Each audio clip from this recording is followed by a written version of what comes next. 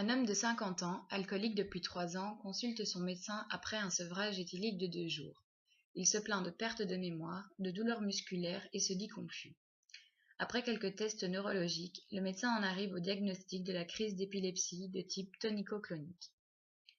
Les crises d'épilepsie sont des dysfonctions du cerveau dues à des décharges anormales et brèves des cellules nerveuses. Ce phénomène fait intervenir différentes voies anatomiques. Tout d'abord, le système limbique comprenant des structures télencéphaliques, diencéphaliques et mésencéphaliques.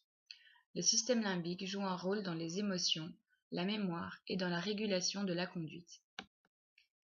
Étant donné que les crises d'épilepsie débutent généralement au niveau de l'hippocampe, elles vont altérer les fonctions assurées par ce système.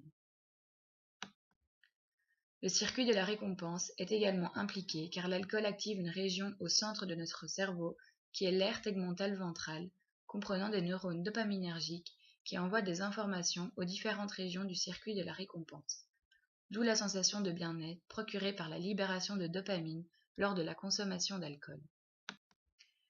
Ce qui se passe au niveau des neurones est une activation excessive des canaux calciques, provenant dans le cas de notre patient de la consommation excessive et chronique d'alcool, provoquant l'ouverture des canaux sodium et amenant donc à une dépolarisation massive qui induit l'activation de récepteurs au GABA.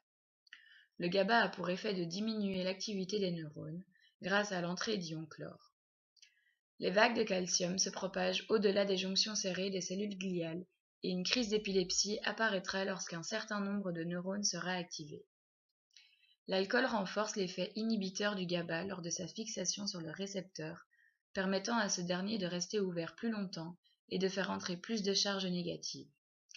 Mais la consommation de manière chronique va entraîner une désensibilisation des récepteurs au GABA qui ne répondront donc plus à cette molécule, aboutissant à un état d'excitation neuronale, même en cas de sevrage de courte durée, comme dans le cas de notre patient.